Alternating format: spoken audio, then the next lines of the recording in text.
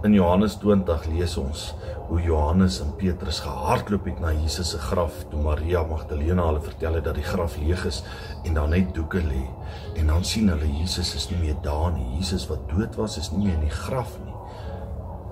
Baie interessant is hierdie aangrypende, lewensveranderende, wêreldveranderende gebeurtenis. Johannes en Petrus is getuie daarvan.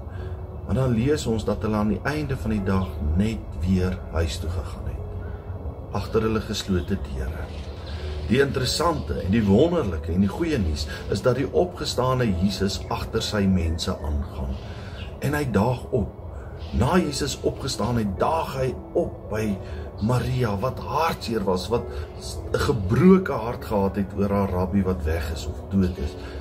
En dan noem hy haar op haar naam. Jesus daag op by hulle wat hartseer is. As jy deur 'n hartseer tyd gaan, en deur 'n moeilike tyd, omstandighede verander, dan daag Jesus op en hy noem jou naam.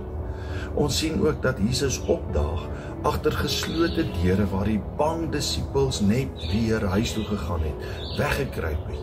Is jy bang, is jy onseker, maak jou finansies, dalk 'n mediese prosedure, dalk omstandighede by jou werk, jou man, jou vrou, jou kind. Dalk is jy bang oor wat met hulle kan gebeur. En dan daag Jesus agter geslote deure by sy disippels op en hy sê vir hulle shalom. Ek bring vir julle vrede.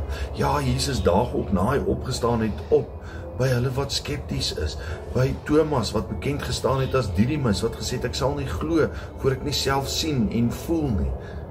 Dan daag Jesus weer agter geslote deure op by hierdie skeptiese mense wat analities is, wat sukkel om te oortuig te word. Dan sê hy, kom, Didymus, bring jou hande, kom voel enigiets sodat jy kan glo. Wanneer Jesus opdaag, kan jy nooit weer onveranderd net weer huis toe gaan nie. Mag Jesus jou verander, mag hy opdaag in jou omstandighede. Shalom.